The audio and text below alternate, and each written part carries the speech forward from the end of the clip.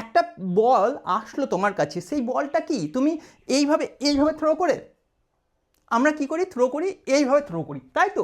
বলটা কীভাবে এইভাবে গিয়ে এইভাবে পড়ে, বলটা কীভাবে যায় এইভাবে গিয়ে এইভাবে পড়ে, ঠিক আছে? এই যে কার্ভ পথ, এই যে কার্ভ পথ, আরও উদাহরণ আছে। এই যে কার্ভ পথটাই হলো প্রাসের গতি, আরও উদাহরণ আছে। যেমন নীরজ চোপড়া, নাম তো শোনাই হোগা, নীরজ চোপড়া কি খেলা করে বলো তো? জ্যাভলিন। তা জ্যাভলিন থ্রো যেটা করে না, জ্যাভলিন থ্রো, এইভাবে যে থ্রোটা করে, সেই গতিটা কীরকম হয়? এইরকম একটা কার্ভ টাইপের হয় না? মানে এইরকম টাইপের একটা কার্ভ টাইপের হয় না? আবার ফুটবল খেলা করেছো বা দেখেছো, একটা ফুটবলে কিক মারা, আমি পায়ে মারলে তো দেখতে হবে না, যাই হোক ফুটবলে যদি কিক মারো কীরকম যায়, বলটা এইভাবে গিয়ে এইভাবে যায়। তারপরে তোমার সাইকেল চালাও না, সাইকেল চালাও, গাড়ি বাইক সাইকেল যে যাও চালাও, হয়তো অনেকে সাইকেল জানেই না, যাই হোক সাইকেল তো চিনো। সাইকেলের চাকায় যে কাদা বা জল, বর্ষাকালে কি হয়, সাইকেল চলে যায় তো, যে চাকাতে যে কাদাটা লেগে থাকে, জল কাদা যেটা লেগে থাকে, সেটা দেখবে এইরকম করে যেটা মোশন হয়, সেটাও একটা প্রাসের গতি।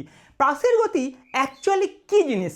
অ্যাকচুয়ালি যে গতিটা আমরা দেখছি, এই যে ক্রিকেট বল ছোড়া এরকম কার্ভ পথ, হ্যাঁ, বা ফুটবলে কিক মারলে এরকম, বা যে আমাদের নীরজ চোপড়ার যে খেলা জ্যাভলিন থ্রো সেটা এরকম, বা তুমি বলতে পারো বর্ষা, আগে যেটাকে বর্ষা বলতো, বর্ষা কারোর মেয়ের নাম বলছি না, বর্ষা শীতকাল গ্রীষ্মকাল বর্ষা বলছি না, ওই যে বর্ষা ভালা থ্রো বলে না, এই যে থ্রোগুলো হয় তা সবগুলোর মোশন এরকম টাইপের।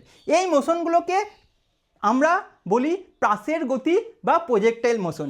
অ্যাকচুয়ালি এই মোশনটা কি?